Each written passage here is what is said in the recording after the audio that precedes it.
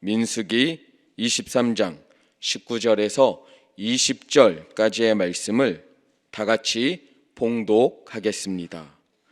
하나님은 사람이 아니시니 거짓말을 하지 않으시고 인생이 아니시니 후회가 없으시도다.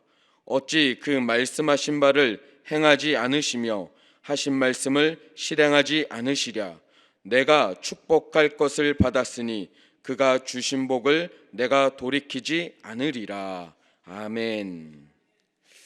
할렐루야. 네, 오늘 또 이 새벽에 나오신 우리 한 분 한 분을 주님의 이름으로 환영하고 축복합니다. 또 오늘 이 시간 이 가정에서 온라인으로 예배 가운데 참여하고 계신 우리 한 분 한 분을 주님의 이름으로 환영하고 축복합니다.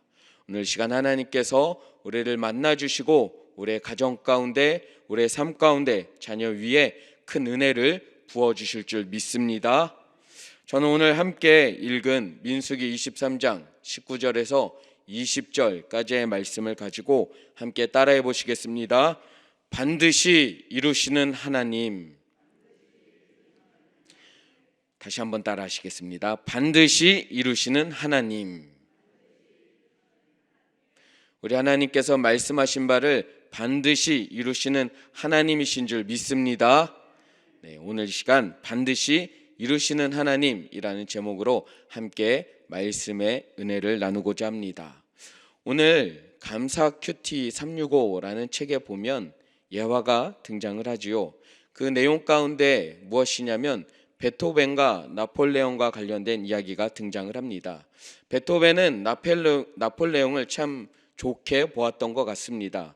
나폴레옹이 처음에 이제 등장했을 때 이제 황제가 아닌 공화정으로 의회로 이 나라를 다스리고자 애쓰고 힘썼던 그 부분에 감명을 받았고 감동을 받아서 베토벤은 그런 나폴레옹을 찬양하기 위해서, 기념하기 위해서 음악을 만들 정도로 아주 감명을 크게 받았던 것 같습니다.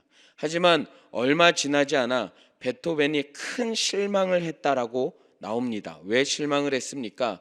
처음에는 황제가 아닌 의회가 나라를 이끌어가는 공화정을 주창했던 이 나폴레옹이 시간이 지나자 욕심이 생기고 또 권력이 생기고 힘이 생기자 나도 한번 황제가 돼 보아야겠구나 라고 생각을 하고 공화정을 버리고 다시금 프랑스 혁명을 통하여 무너뜨렸던 그 황제, 그것을 다시금 본인이 세워서 본인이 스스로 황제가 되는 모습을 보면서 베토벤은 그런 나폴레옹의 변하는 모습에 실망을 하였고, 그가 지금까지 말로만 살아왔던 것인가, 그가 지금까지 떠들었던 내용은 무엇인가, 의미 없는 내용이었구나.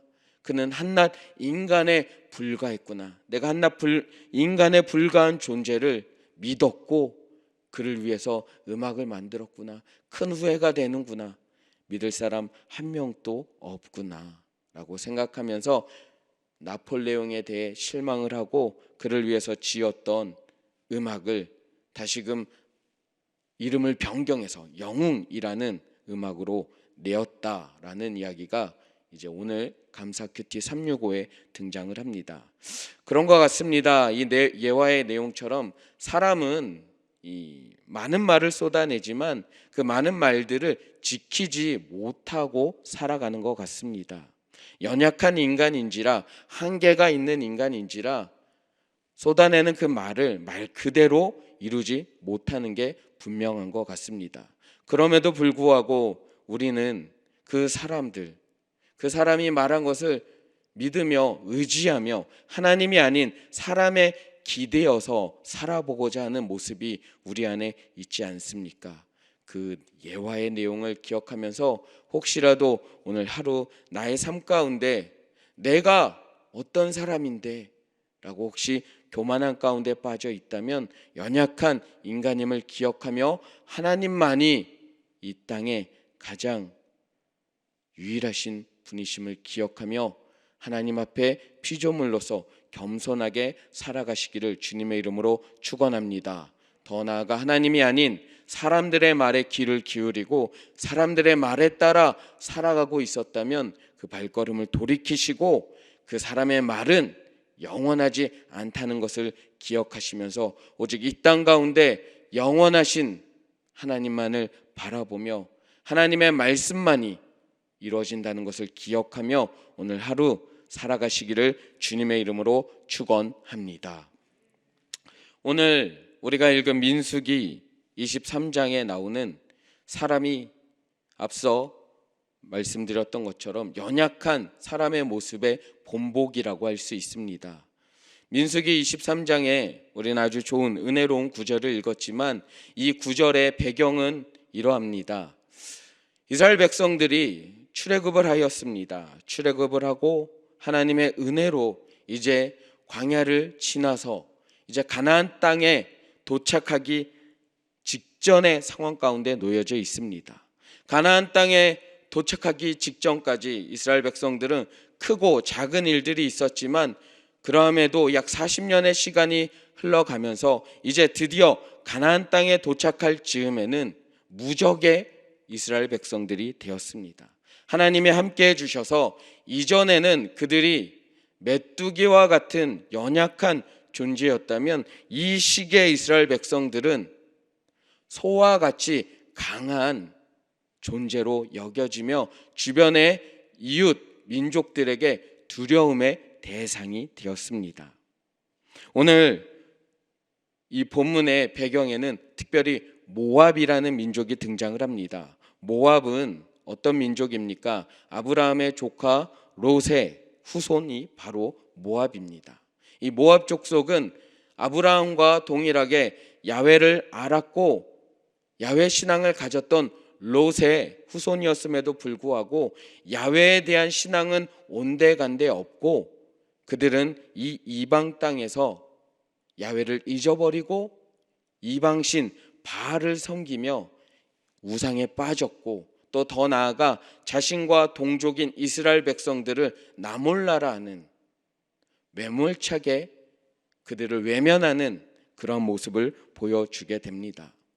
그리고 이스라엘 백성들이 가나안 땅에 진입하기 위하여 그들의 땅을 지나가야 하는 그런 상황 가운데 놓여졌을 때 주변의 많은 이민족들처럼 이스라엘 백성들이 자신의 친족임에도 불구하고 두려워하면서 그들이 지나가지 못하도록 그들을 거부하고 그들이 혹시라도 이 전쟁에서 자신들을 또 멸망시킬까봐 전전긍긍하며 이제 애쓰고 있는 모습이 등장을 합니다. 그러한 내용이 바로 민수기 우리가 읽은 23장 이전에 22장에 등장을 합니다. 1절에서 6절에 등장을 하는데 한번 살펴보도록 하겠습니다. 이스라엘 자손이 또 길을 떠나 모압 평지에 진을 쳤으니 요단 건너편 곧 여리고 맞은편이더라. 십볼의 아들 발락이 이스라엘이 아모리인에게 행한 모든 일을 보았으므로 모압이 심히 두려워하였으니 이스라엘 백성이 많음으로 말미암아 모압이 이스라엘 자손 때문에 번민하더라. 미디안 장로들에게 이르되 이제 이 무리가 소가 밭에 풀을 뜯어 먹은 같이 우리 사방에 있는 것을 다 뜯어 먹으리로다 하니 그때 십볼의 아들 발락이 모압 왕이었더라. 그가 사신을 부올의 아들 발람의 고향인 강가 부돌에 보내어 발람을 부르게 하여 이르되 보라 한 민족이 애굽에서 나왔는데 그들이 지면에 덮여서 우리 맞은편에 거주하였고 우리보다 강하니 청하건대 와서 나를 위하여 이 백성을 저주하라. 내가 혹 그들을 쳐서 이겨 이 땅에서 몰아내리라. 그대가 복을 비는 자는 복을 받고 저주하는 자는 저주를 받을 줄을 내가 알미니라. 이 말씀을 읽어보면 아시다시피 앞서 설명해 드렸듯이 이 모압 족속은 특별히 모압의 왕 발락은 이스라엘 백성들이 친족임에도 불구하고 그들과 화합하기보다는 대적하는 것을 결정하였고 이스라엘 백성들이 이전에 스스로를 메뚜기라 여기며 연약한 존재였지만 이제 이 시점에 왔을 때 이스라엘 백성들이 모압 왕 발락에게 그리고 미디안 족속들에게 어떻게 여겨지냐면 소와 같이 강성한 민족으로 여겨지고 있다라는 것을 알 수 있습니다. 이 시점에 모압 왕 발락은 도저히 이 전쟁에서 이길 방법이 없다 생각하고 아주 유명한 이 선지자로 여겨지는 발람이라는 인물을 찾아가게 됩니다. 그리고 발람에게 이스라엘 백성들을 저주하게 해달라고, 저주해달라고 부탁을 하게 됩니다. 발람이라는 인물은 이 성경에만 등장하는 것이 아니라 이 역사에도 등장을 하는데, 고고학의 유물 발견에 따르면 이대로 등장을 합니다. 부올의 아들 발람이라는 문구가 발견이 되었는데, 그가 이 부올의 아들 발람이라는 문구와 함께 발견된 내용들이 무엇이냐면 대부분의 내용이 저주하는 내용이에요. 누구를 저주하였다, 어느 민족을 저주하였다. 한마디로 그는 저주에 있어서 누구보다도 능통한 자라는 것이죠. 그는 저주 예언자라 불릴 정도로 아주 유명한 자였습니다. 그가 저주의 한마디만 꺼내더라도 그 말 그대로 저주가 실현된다라고 많은 사람들이 생각했고, 심지어 그 저주가 실현된 일들이 많았다고 합니다. 그래서 모압의 왕 발락은 이 발람이라는 예언자를 불러서 이스라엘 백성들을 이 전쟁에서 이기기 위하여 그들을 저주하게 해달라고 요청을 하게 되는 것입니다. 그런데 이 발람, 그는 성경에서 어떠한 평가를 받을까요? 성경 외에서는 저주 예언자로 아주 유명한 사람이지만 성경에서 이 발람에 대해서 어떻게 평가를 하냐면 베드로 후서 2장 15절에서 발람에 대해 성경은 이렇게 평가를 합니다. 그들이 바른 길을 떠나 미혹되어 부올의 아들 발람의 길을 따르는도다. 그는 불의의 싹을 사랑하다가. 발람 예언자, 선지자에 대해서 성경은 불의의 싹을 사랑한 사람이라고 평가하고 있습니다. 성경 외에서는, 성경 외적인 문헌에서는 저주 예언자로 아주 유명한 사람으로 평가가 되고 있지만 성경에서는 그것과는 별개로 그는 불의의 싹을 사랑한, 아주 부정적으로 평가를 받고 있습니다. 참 안타까운 일이죠. 왜 안타깝다라고 말씀을 드리냐면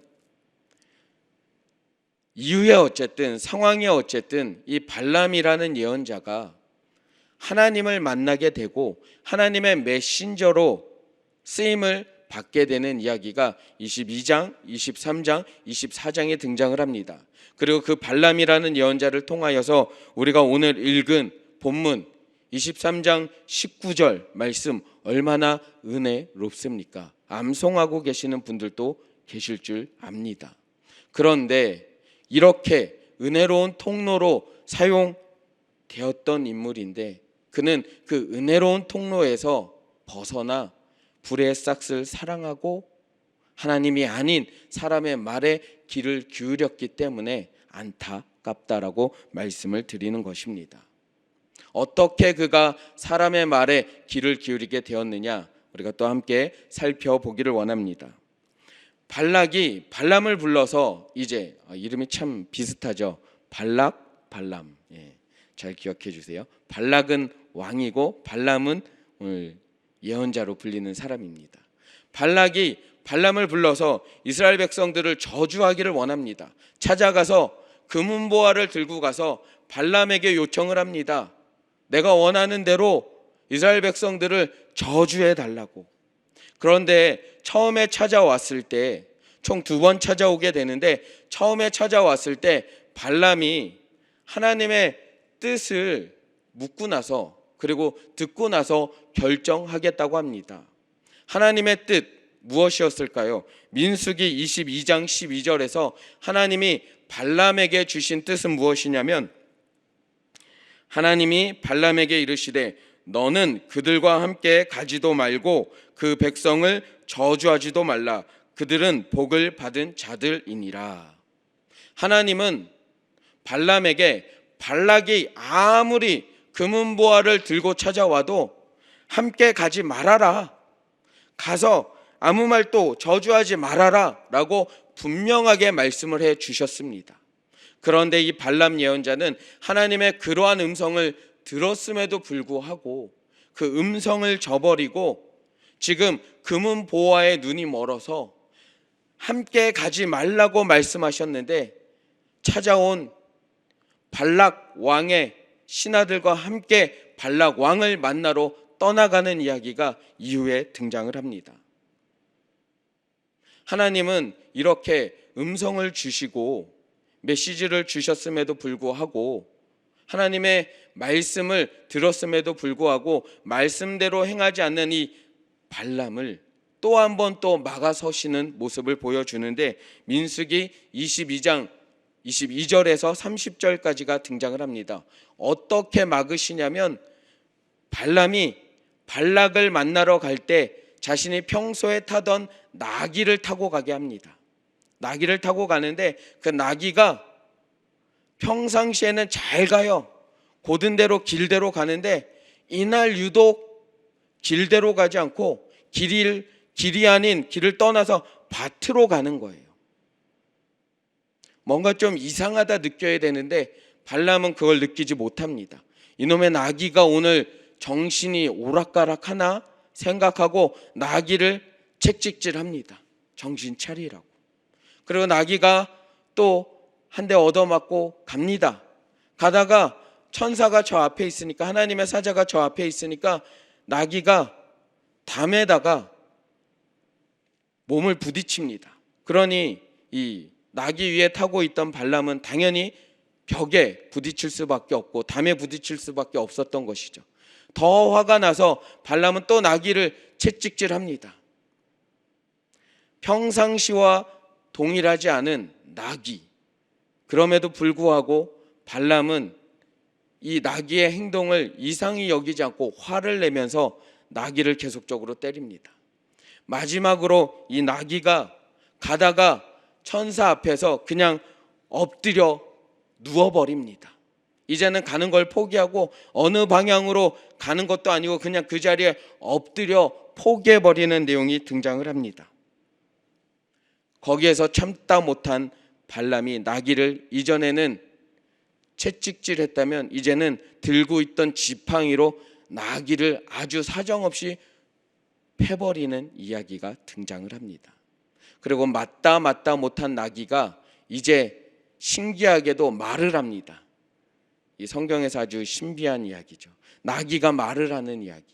나귀가 발람에게 이야기를 하죠. 22장 28절입니다. 야훼께서 나귀 입을 여시니 발람에게 이르되 내가 당신에게 무엇을 하였기에 나를 이같이 3번을 때리느냐. 발람이 나귀에게 말하되 내가 나를 거역하기 때문이니 내 손에 칼이 있었다면 곧 너를 죽였으리라. 30절 나귀가 발람에게 이르되 나는 당신이 오늘까지 당신의 일생 동안 탄 나귀가 아니냐. 내가 언제 당신에게 이같이 하는 버릇이 있었더냐. 그가 말하되 없었느니라. 하나님은 이 나귀를 통하여 발람이 하나님이 원하시지 않는 일을 하지 못하도록 3번이나 기회를 주셨고 또 더 나아가 신비한 방법으로 나귀의 입을 열어서 발람이 절대로 하지 못하도록 깨우쳐 주시는데 발람은 이러한 하나님의 은혜를 깨닫지 못하고 결국 발락에게로 가는, 그리고 가서 비록 그가 이후에 자신이 원하는 대로 발락이 원하는 대로 저주의 메시지를 전달하지는 못했지만 하나님이 원하는 메시지를 전달해야 했지만 결국 처음에 하나님이 원하셨던 것, 아예 가지도 말라고 하셨던 그 말씀을 저버리고 그곳에 갔기 때문에 너무나도 안타깝다고 말씀을 드리는 것입니다. 하나님의 은혜를 누렸음에도, 하나님을 만났음에도 불구하고, 하나님의 음성을 들었음에도 불구하고 지금 눈앞에 있는 금은 보화의 부귀영화의 눈이 멀어서 하나님의 말씀이 아닌 사람을 쫓아가는 그 발람의 모습이 너무나도 안타깝다라고 말씀을 드리는 것입니다. 그는 처음에 찾아온 신하들에게 가지 않겠노라고 말은 했지만 앞서 말씀드렸던 것처럼 나폴레옹이라는 인간이 처음에 가졌던 생각을 쉽게 내어버리고 욕망에 사로잡혀서 또 다른 생각을 가졌던 것처럼 쉽게 이 발람은 연약한 인간인지라 자신이 받았던 그 음성을 기억하지 못하고 부귀영화의 금은보화에 눈이 멀어 하나님의 말씀을 저버리는 실수하는 인간의 모습을 보여줍니다. 발람 결국 어떻게 되었을까요? 그는 발락을 만나서 결국에는 하나님이 원하는 메시지를 전달할 수밖에 없었지만 발락이 들고 있는 금은보화를 얻고자 발락에게 꾀를 하나 전달해 주게 됩니다.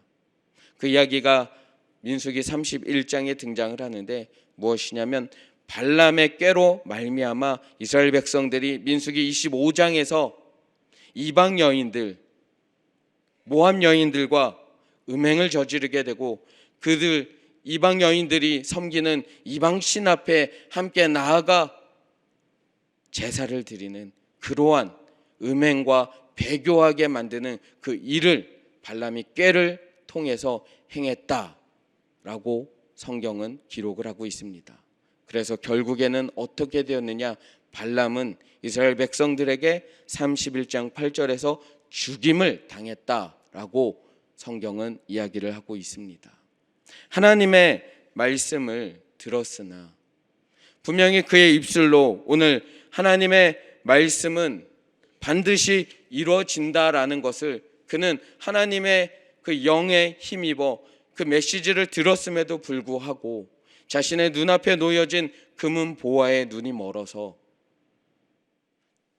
하나님을 속이고 사람의 말에 귀를 기울이고 사람의 귀에 좋게 하는 말을 전했던 발람. 결국 그 인생의 끝은 파멸이었습니다.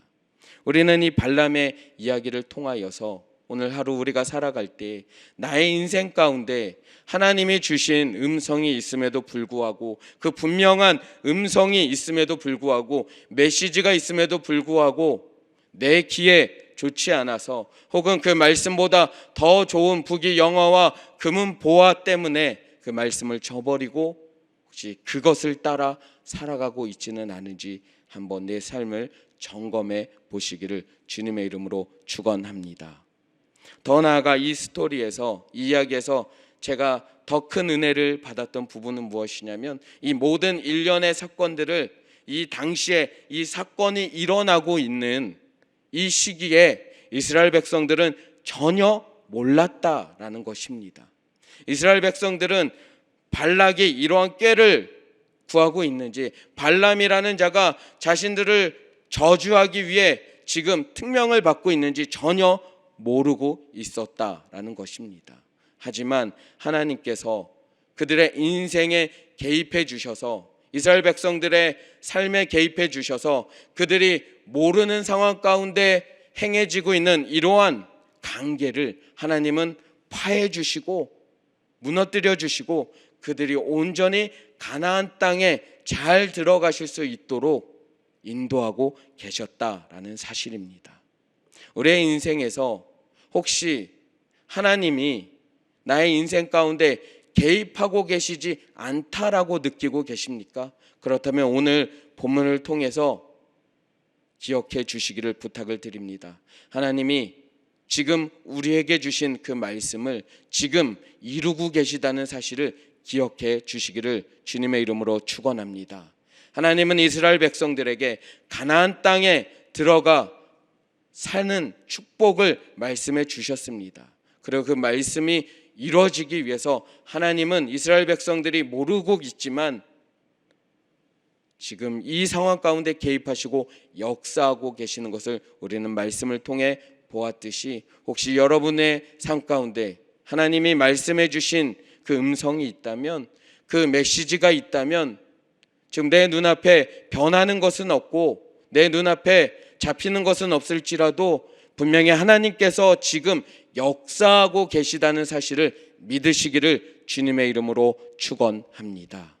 오늘 그러한 믿음으로 오늘 하루 흔들림 없이 반드시 이루시는 하나님을 믿으며 살아가시기를 주님의 이름으로 축원합니다. 기도하겠습니다. 하나님, 오늘 또 이 새벽에 깨워주시고 불러주셔서 하나님의 말씀에 귀를 기울이고 하나님, 우리의 믿음을 다시 한번 점검하며 우리의 믿음을 충만케 하여 주심에 감사를 드립니다. 눈에는 보이는 것 없고 귀에는 들리는 것 없고 손에는 잡히는 것 없을지라도 반드시 이루시는 하나님을 기억하며 바라보며 오늘 하루 살아가게 하여 주시옵소서. 오늘 또 하나님의 음성에 귀를 기울이며 그 음성이 이루어질 것을 믿고 하나님 담대한 발걸음 되게 하여 주시옵소서. 하나님의 역사하심이 지금 또 진행되고 있는 줄 믿으며 살아가게 하여 주시옵소서. 오늘 또 이 믿음대로 주님, 이 새벽에 나와 귀한 예물을 올려드린 손길들이 있습니다. 하나님, 각종 예물들을 흠양하여 주시옵시고 드리는 손길들마다 축복하여 주시고 그 삶의 기도의 제목을 함께 더불어 올려드렸사오니 한 가지도 빠짐없이 응답하여 주시옵소서. 그 삶의 모든 문제가 해결되게 하여 주시옵시고 그 삶과 가정과 자녀들의 인생이 형통케 하여 주시옵소서. 주님이 역사하고 계심을 믿는 가정이 되게 하여 주시옵소서. 주님 감사드리며 이 모든 말씀 살아계신 우리 주 예수 그리스도 이름으로 기도드리옵나이다. 아멘. 하늘에 계신 우리 아버지여, 이름이 거룩히 여김을 받으시오며 나라가 임하시오며 뜻이 하늘에서 이루어진 것 같이 땅에서도 이루어지이다.